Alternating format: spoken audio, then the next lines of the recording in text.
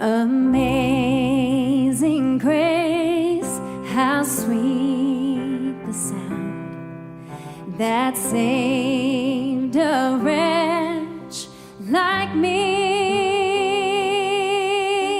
I once was lost, but now I'm found. Was blind, but now I see. 'Twas grace that taught my heart to fear, and graced my fears relieved.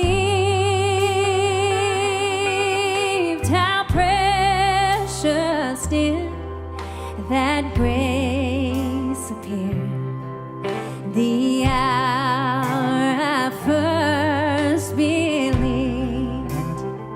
My chains are gone, I've been set free. My God, my Savior has ransomed me, and like a flood His mercy reigns, unending love, amazing grace.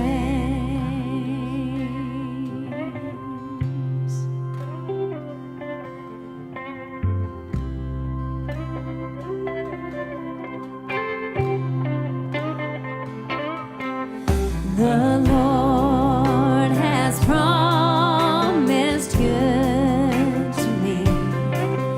His word, my hope secures. He will my shield and portion be, as long as life endures. My chains are gone, I've been set free. My God, my Savior has ransomed me, and like a flood His mercy reigns, unending love, amazing grace. My chains are gone, I've been set free. My God, my Savior has ransomed me, and like a flood His mercy reigns, unending love, amazing grace.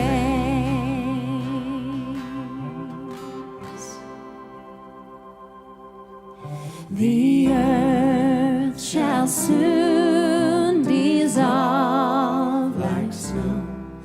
The sun forbear to shine, but God who called me here below will be forever mine. You are forever mine.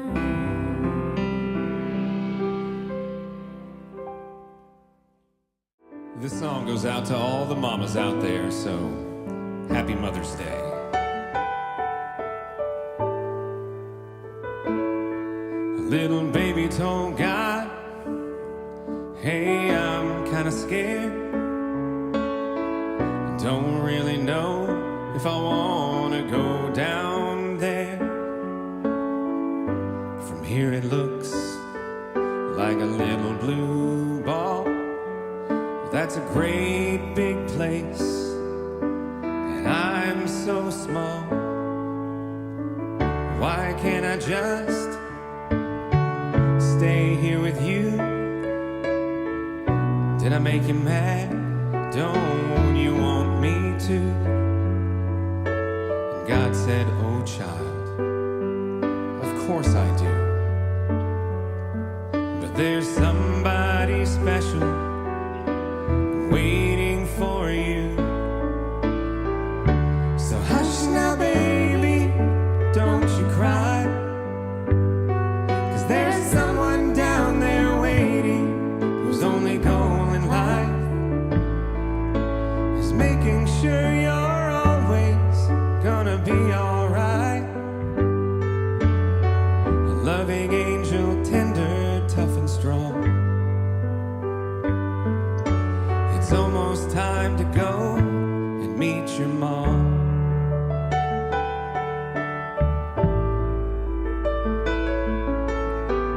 You'll never have a better friend or a warmer touch to tuck you in. She'll kiss your bruises, your bumps and scrapes, and anytime you hurt, her heart's gonna break.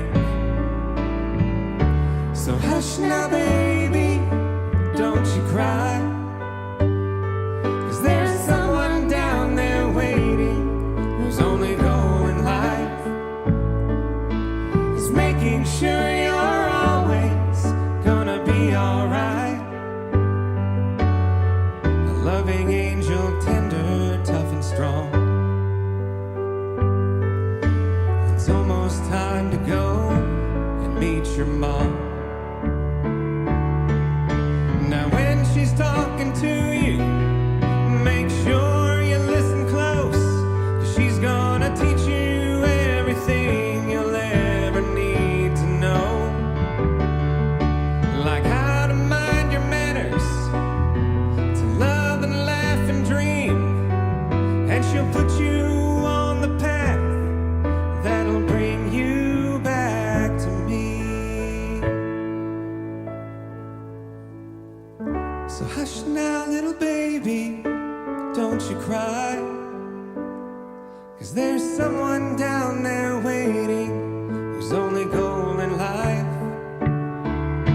is making sure you're always gonna be alright. A loving angel, tender, tough and strong. Come on, child, it's time to meet your mom.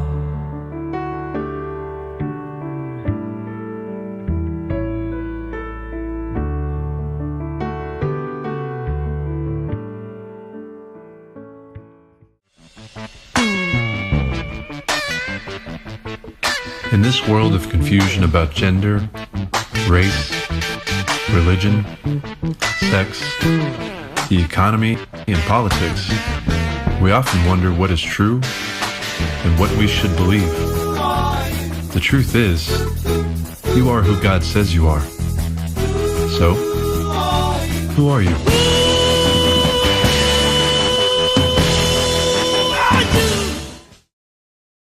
Well, happy Mother's Day, ladies. We're glad you're here. I was trying to get on my Mother's Day shopping a little early, so yesterday evening I was at the Hallmark shop, and what was interesting about that is the number of men that were there. It's a crazy number of guys that were in there. And if you've ever seen this before, fellas, have you ever noticed how when we gather at that shop, how we don't have a clue what we're doing, right? We really don't. It's really interesting. Ladies, you'll have to understand us. We mean well, and we're really trying to find the right card, but you look at it and go, I don't say that to her. That's not what I call her. That doesn't look right. That looks a little too grandmother for her. That looks a little too young. I don't know. So we're looking at it, and so all of us guys are standing there like we've just seen our first sunrise, right? We're just kind of looking at this thing in amazement. And all of a sudden, one guy will reach out there and grab a card. You know what every other guy does? It's like when you find some guy that catches a big fish. You kind of hone in on his spot, right?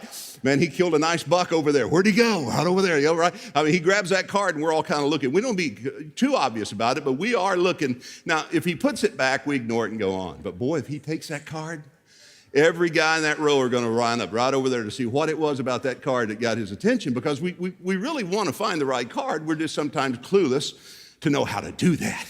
Now, I will tell you this morning, whether you're a mom, a stepmom, an adopted mom, or a foster mom, I think something every mom in the room has in common is the idea that they love to get special notes, special cards from their kids. Now, it's nice to have it from your spouse. It's always important, but they love those handwritten notes, right? Cindy always loved that from our kids. She still keeps them, got them in a box.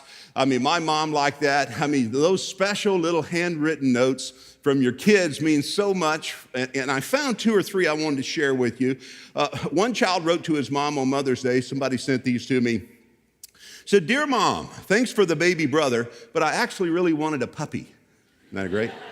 I love this. This is a little dark. So it says, "Dear Mom, thanks for making me food so I won't die."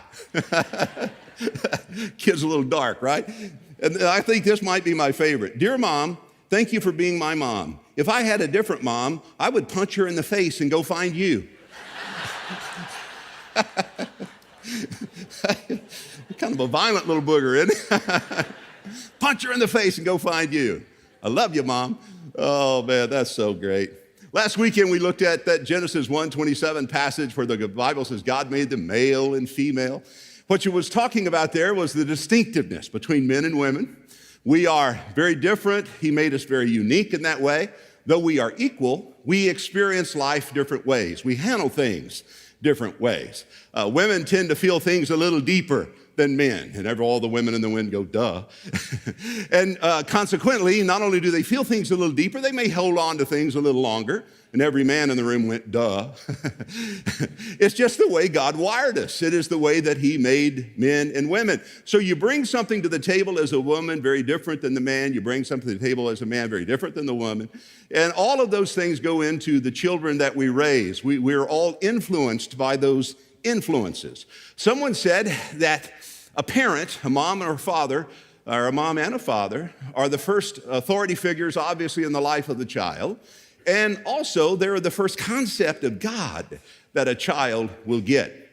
So it's so important that you recognize and realize the significance of your role as a mom, particularly on this weekend, in the lives of your children, the impact, the influence that you can make in their lives. And it's interesting for us who are grown to understand the impact and the imprint that our moms have left on us. Maybe it was a grandmother that had that influence in your life, maybe an adoptive mom, as I said earlier, or a foster mom, or a stepmom. But I promise you, if you stop long enough on this weekend to think about it, your life has been imprinted, impressed, influenced by the role of some significant woman, a mother figure in your life. So understanding them helps you understand you. Because my title this morning for our talk is obviously this: I am my mother's child. And when you begin to kind of understand that, you can understand a lot about you. My brother and I had the opportunity to visit with my mom yesterday. We spent some time with her. She's battling stomach cancer. She has some dementia now. The lady in the nursing facility where she is told us that one of my mom's roommate, she needed something and they weren't getting to her quick enough. So my mother just went out in the hall and pulled the fire alarm. Well, North Richland Hills Finest showed up, and the police and fire department, all of them responded to my mother. And she said, "Well, I bet they'll get here quicker next time." I went, "That's not what they needed to hear, Mother." So I kind of understand, and when you know my mother, you understand me. And my brother and I, it's funny because he's 7 years younger than me. And yet now people will ask us if we're twins. I just love that. Lady asked us yesterday, "Are you boys twins?" I said, "Yeah, who do you think is the oldest?" And I can't tell you how many times my brother says, "He's the oldest. I'm 7 years younger than him." But we had a great visit with my mom. And I can tell you that my mom has been and is such a great inspiration in my life. My dad was a pastor, and he was of that old school that felt like his role was to personally go out and save the world. So my mom kept the home fires burning. She worked at the church, she worked in the home, so she was a working mom outside of the home, a working mom in the home. But she kept our spirit as kids. She kept our attitude right.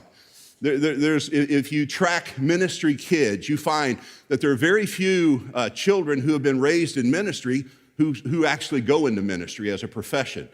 And many of those kids who've been raised in that environment don't even attend church anymore. They've been so burned over and so burned out. And I attribute the longevity that I've had in this career that I have in ministry, if I can refer to it as that and you understand, as being attributed to the influence of my mom. Her spirit and her influence and her attitude on our lives. And so on this weekend, as we honor and we recognize our moms, understanding them helps us in so many ways understand us and understanding the impact and the influence that they have made in our lives. In fact, for many kids, you get a sense of security perhaps from your dad, but you get a sense of strength from your mom. I heard about this little boy on a stormy night, and boy, it was lightning flashing, storms raging, and so he calls to his mom, and his mom goes in to comfort him, and he says, Mommy, will you sleep with me tonight? And she goes, oh, honey, you'll be just fine. He goes, no, Mommy, would you sleep with me tonight? I'm scared. She goes, well, honey, I can't. He says, well, why can't you? She says, because I have to sleep with your daddy. And he paused a minute and said, he's a big sissy. I don't know, it just fit right there. I don't know. But the point is that we draw different things from our parents. We draw different things from our dad and different things from our mom. Moms are life givers. God created women to give life, to bear life. So women are naturally life givers. And not only that, women are natural nurturers. They do that, let's face it, men, they do that a little better than us, don't they? I mean, I remember we had when I was growing up, we had a black and white television set with those, remember the rabbit ears, some of you guys? And if we weren't getting good reception, we'd put foil on the end of those rabbit ears, right? I don't know what that did. It seemed to work. But we had Channel 4, Channel 5, Channel 8, Channel 11. Nobody ever watched Channel 13, but it was there. And something called UHF. I never knew what that thing was, UHF. And so we were, as children, we were the remote controls. You remember that? Go turn the channel. When the 9 o'clock movie comes on, my mother used to say, you go off. And then you'd have that thing, it's 10 o'clock. Do you know where your kids are? My mom always knew where us kids were, right? Did you have that experience growing up? And I'm saying sometimes that TV set would go out, and so we would hit on the top and hit on the side, and the image would come back up, right? Then it'd go off again, and you boom, boom, boom, boom, the image would come back on. And I remember one time I was kind of trying to get the image on, the thing was rocking a little bit on the little stand it was on. My mother says, Billy Lloyd, you be careful, you'll pull that television right over on top of you. My dad said, let him pull it on top of him. He won't do it but once. Anybody was that your dynamic at home?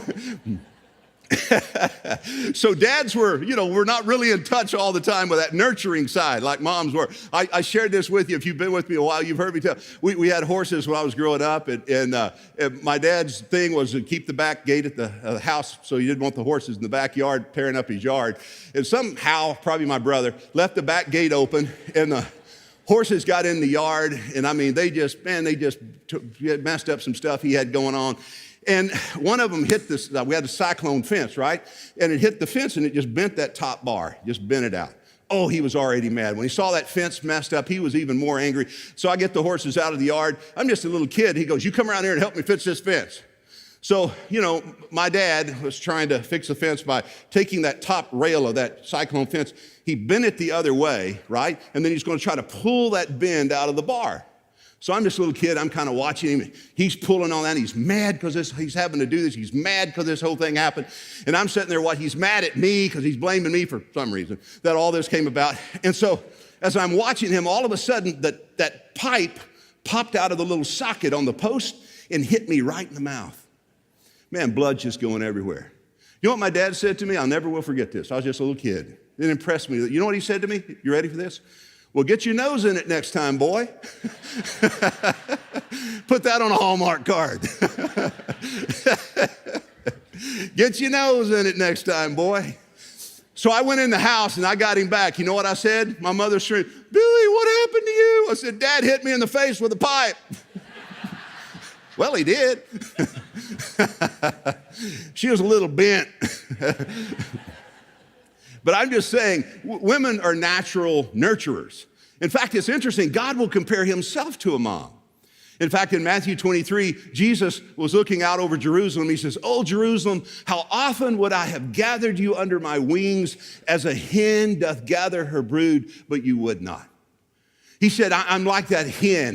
And I don't know if you grew up or had an experience on a farm, but we had chickens growing up. And boy, I can tell you, when some of those little chicks were around, especially those little bandy hens, and you get out there and you mess with her chick, boy, she'd blow those feathers out and come after you. And I used to think about that when I would hear that passage read or I would read it, that that's God protecting and nurturing. He said, I would have gathered you, I would have protected you from threats, and I would have gathered you under my wings, but you wouldn't. And so in Matthew 23, God compares his compassion for us like a hen watching over her young. And another place where God is compared to a mom is in Hosea. In Hosea 8, he says, if you look at a bear, how she is by her cubs, he said, that's the way I am by you. Now, man, I know if you've ever hiked in the mountains or hunted in the mountains of Colorado or some of these other mountainous states where they have bear and black bear, brown bear, they'll warn you. If you come up on a cub, be careful. Because that mama bear, if she thinks you're a threat to her cubs, she will come after you. And we've read so many stories about hikers and people in the mountains who have been attacked by bears simply because they posed a threat to her young. God said, man, that's how I am by you. I feel that way by you. Just as a mom is protecting, just as a mama bear is protecting, just as that hen is protecting, God says, I want to protect you in that way. I want to nurture you in that way. I want to be that for you. So God certainly can relate to the heart of a mom, and he understands the impact and the influence of a mom. In fact, in Proverbs 31, it's probably the most famous passage in the Bible that honors women, that particularly talks about the role of and the impact of a mother in particular. And what makes Proverbs 31 so unique is it was written by the child of this woman. King Lemuel was wanting to honor his mother. And he thought, what better way to honor her than just to write this about her? He obviously was older. He was a king when he was reflecting back over her life. And I think sometimes all of us who are grown in the room would acknowledge the fact that we don't always appreciate our moms or our grandmothers or even the mothers of our children, our wives. We don't appreciate them as much as we should until time passes. And you have a little chance to kind of look over the years and realize, wow, what a difference, what a great person, what a great mother that they have been and that they are. And so I don't know that this is something he could have written when he was a very young man. I think it was something that he had to write as he got older. And he puts it in a beautiful type of poetry as he writes this. In fact, I'm told that in the Hebrew language, this is actually an acrostic, and with each verse, it begins with a different letter of the Hebrew alphabet. But I just want to draw out a few things for your thinking this morning, keeping in mind what we're going to look at is the tribute, is the words, is the little card that a boy, grown now, was writing when he thought about his mother. The first thing he acknowledges in Proverbs 31, when he thinks about his mother, he thinks first of all about her heart. Her heart. Notice these words. He said, a wife of noble character, who could find? She's worth far more than rubies. Now, we all know diamonds is a girl's best friend, right? But why rubies and not diamonds? Well, diamonds will catch and reflect light, but a ruby has an inner glow. The beauty of a ruby is something from within. And so when he's writing about character, he's saying it's like the ruby, it glows, it's from the inside. In other words, he was thinking about the character of his mother, and he's thinking she had a good heart, we might say. That it was something from within her that made her who she was. I remember when Cindy and I first started dating, I would have different people who knew Cindy even better than I at that time. They would say, Bill, she's as pretty on the inside as she is on the outside. Have you heard people describe that way? She's as pretty on the inside as she is on the outside. That's what he was saying about his mother. He was saying, my mom is as pretty on the inside as she is on. In other words, there's something about her heart. There's something within her that just makes her glow. She is worth far more than rubies. And then he went on to say, charm is deceptive and beauty is fleeting. She may not always have that waistline. She may not always, have the look of her youth, shall I say. And he's saying that that's something that changes with time. But he said, a woman who fears the Lord, a woman who honors God, who knows God, reveres him, not fear in the sense of cringing dread, fear in the sense of respect and reverence. He said, this is the woman that's to be praised. So I think it's interesting that the first thing that jumps out at this young man when he's thinking about his mother is her heart, her heart. He's acknowledging the fact that her power came from within. Now, obviously, when we speak of the heart, we're not talking about the muscle that's pumping blood through our bodies. We're talking about something different than that. And we have scripture, when you understand how the Bible often describes the heart, it is composed primarily of our emotions, right? Our will, our intellect. That which is in us, that which drives us, that which is the essence of who we are. When we say to someone, I love you with all my heart, we're not saying I love you with that muscle that's pumping blood through my body, right? We're saying something different. And that's all I'm getting at here is he realized his mother had a good heart. Not a perfect woman, maybe perfect to him. A lot of times I've heard women, when they read this Proverbs 31, they'll go, man, she's perfect. Who could measure up to this girl? Well, understand who's writing about her. She wasn't a perfect woman, but she was perfect to her child. And this is her child writing about her. And we all have those kind of, thank God, but we have selective memories, right? When we're trying to honor someone, we don't go, well, but she had this too. She had a temper. She cussed a little. She loved Jesus, but she cussed a little, right? Well, he's not going to put that in a story. He's just writing about his recollection, and he's putting in her that the thing that jumps out at him initially, it was her heart, was her heart. Ladies, never underestimate the impact you have in the life of your child and the difference that they may see in your heart, your inner beauty. That's why I would challenge you ladies on a Mother's Day to take care of yourself. Take care of yourself. Sometimes you are doing so much for so many people in your home. You've got all these plates spinning and you're watching over, you're doing the nurturing thing, you're doing all that you do, and you are the last person that you take care of. And I would just suggest to you ladies, watch the gauges. Watch those gauges. Make sure you're taking time to replenish yourself. You have an emotional gauge and a physical gauge and a spiritual gauge. So I would tell you emotionally, make sure you surround yourself with good people, good friends. We talked about replenishing friends and draining friends. You'll have both. But make sure you load your life up with replenishing friends, people that pour into you, people who make you feel better about you when you're with them than at any other time. That's a replenishing friend. Because you're not going to be able to avoid the draining friends, the people that make you feel worse about you when you're around them, that just suck life right out of you when you're with them. So I'm saying watch those emotional, watch your physical gauges. When was the last time, ladies, you went to your physician and just said, I just want to check up. I want to make sure everything's okay. Well, you should do that. If you can't do it for anybody else, do it for you. So I would say watch those physical and watch your spiritual gauges. I honor you for being here this morning, and I am so grateful that you're here to give your time this morning to recognize the value of your spiritual life. And I'll tell you, we're not a perfect church. I'm not right about everything. I think I'll get to heaven one day and realize how wrong I've been about so many things, and God was just gracious to let. I've told you before, I don't even believe everything I've ever said. But I'm just suggesting to you that there is a spiritual value of connecting with God and imparting that to yours. So watch those gauges.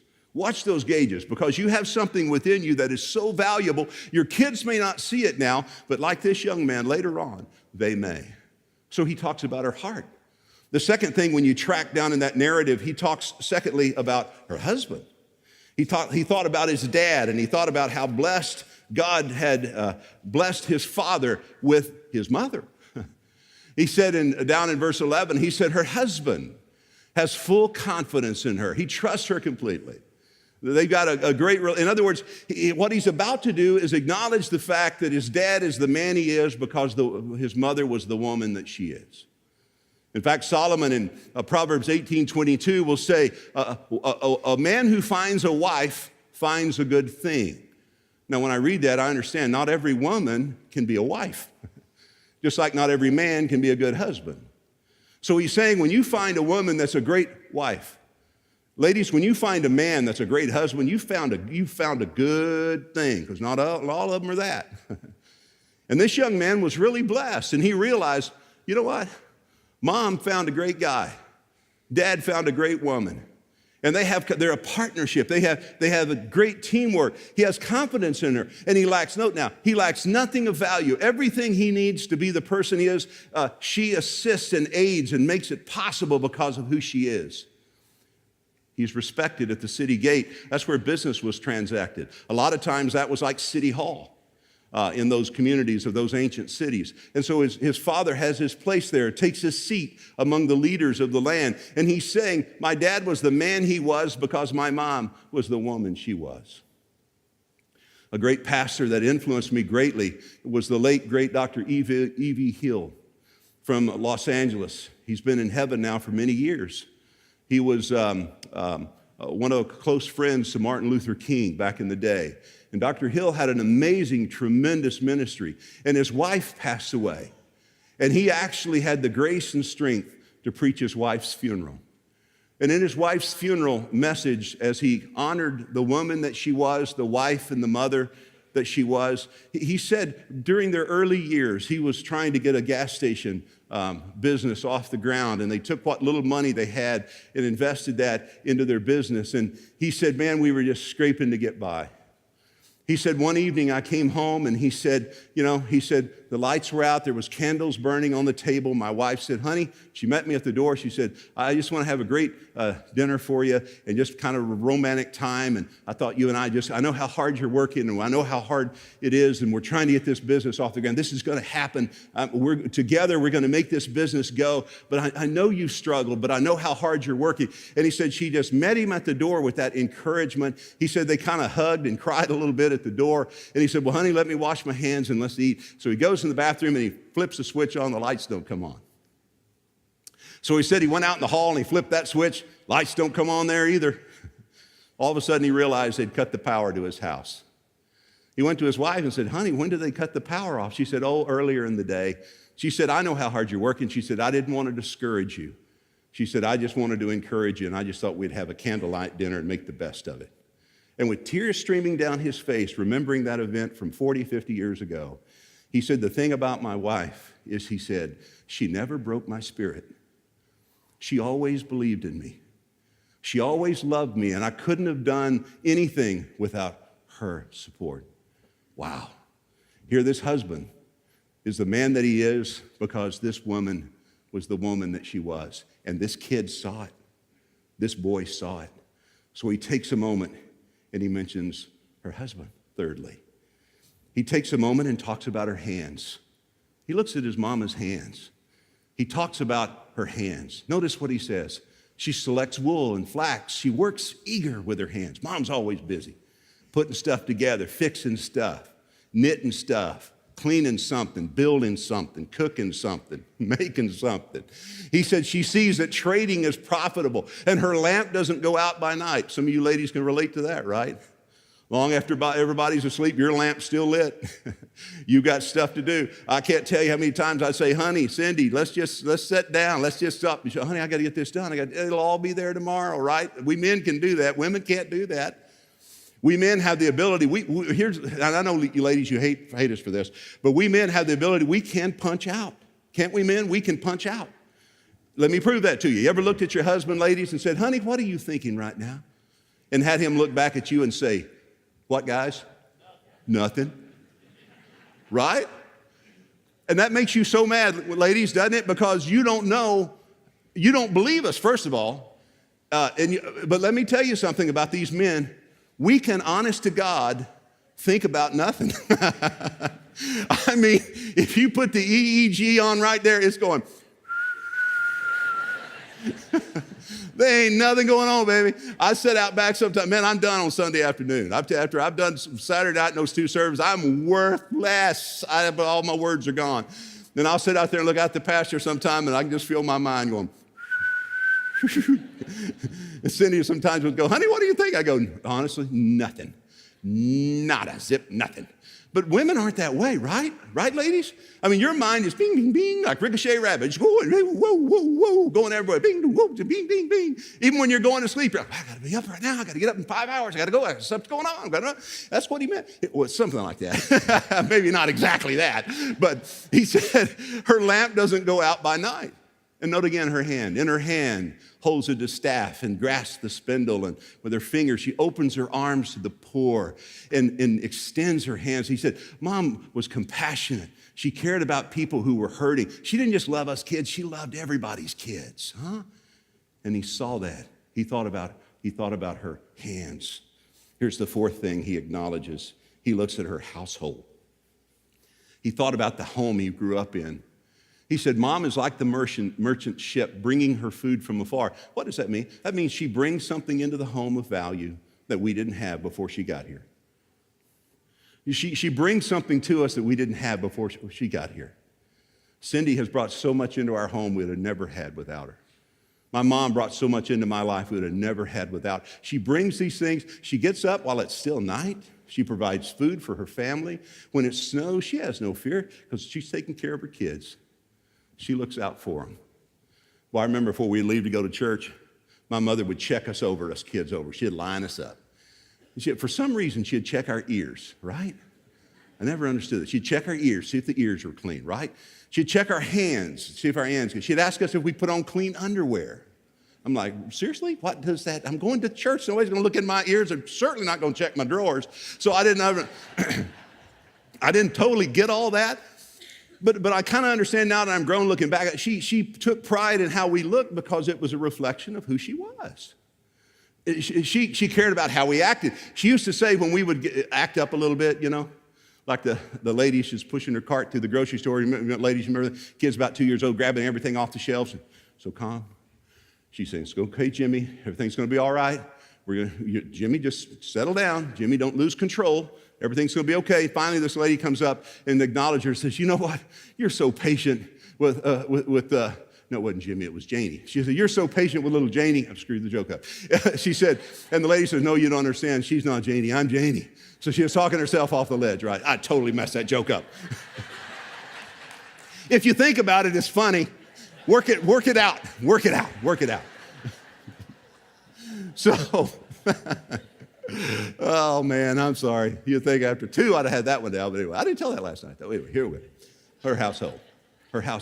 So she's realizing that her children are a reflection. Oh, I never what I was going to tell you. My mother, she'd say, you kids,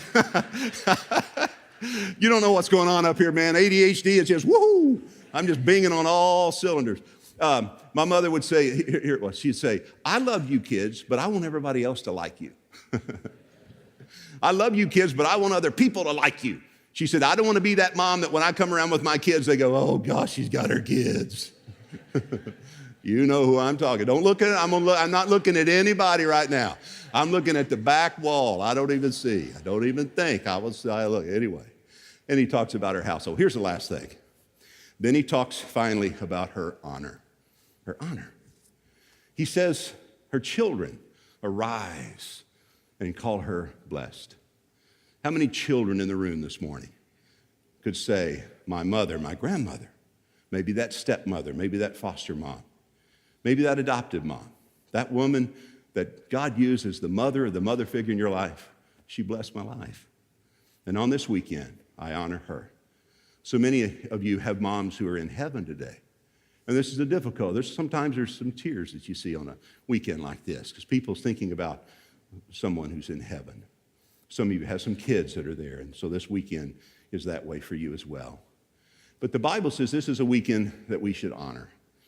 In fact, it's even scriptural. The Bible says, give honor to whom honor is due, pay tribute to whom tribute is due. He said her kids rise, call her blessed. Her husband also, he praises her. And then he wraps this up. Listen to what he said about his mother. He said, Mom, many women did noble things, but you surpass them all. You're the best mom in the whole world. Honor her, he said, for all that her hands have done, and let her works bring her praise at the city gate, meaning the whole community will see the impact of this kind of a mother. I read where when Mother Teresa received the Nobel Peace Prize, one reporter asked her, What advice would you give to promote world peace? And Mother Teresa responded and said, I would say to the world, go home and love your family. Go home and love your family. Real Christianity begins in your home. Real faith begins in your home. How you love each other, how you treat each other. Someone sarcastically, cynically said, home is where you go when you're tired of being nice to people. Sadly, that shouldn't be the case. Home should be your safe place, your secure place, a sanctified place. If it's not that way, you got the power to change it. Start making it that way. On this weekend, we want to take a moment now and honor all the moms in the room. I want to honor you. I want to pray for you. If you're a mom, would you stand wherever you are? Just remain standing. We want to honor you just a moment. All the moms, would you stand? Wow, isn't that beautiful? Aren't they beautiful?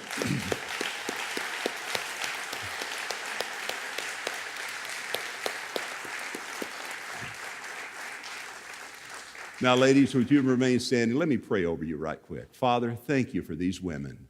Lord, I pray you will encourage them, strengthen them, bless them. May they know the value they bring to their families in the hard times, in the difficult times, in the times when they don't feel appreciated or adored.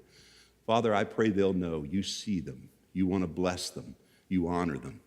You've given them those children, and you've said children are the heritage of the Lord. They belong to you. Her kids are your kids, and you want to partner with her in this role of raising children. So, Father, encourage the moms here this morning. Father, I pray you will bless them. Make this a great day for them. Help us guys to realize the impact of our wives, of our mothers, grandmothers. Father, help us to be careful today to adore them, to appreciate them, and to honor them. Bless these ladies. Lift the burden from their heart, encourage and strengthen them. Provide for their every need. We bless them in Jesus' name. Amen. Thank you, ladies. You may be seated. So grateful that you could be here on this Mother's Day weekend. I hope you really have a great weekend. Spend some time with your family, and we'll look forward to seeing you back here next weekend. Now, if you want somebody to pray for you, we're going to have some folks that will be here available at the front. You come, let them pray for you. But God bless you for being here. Happy Mother's Day, ladies. You're dismissed.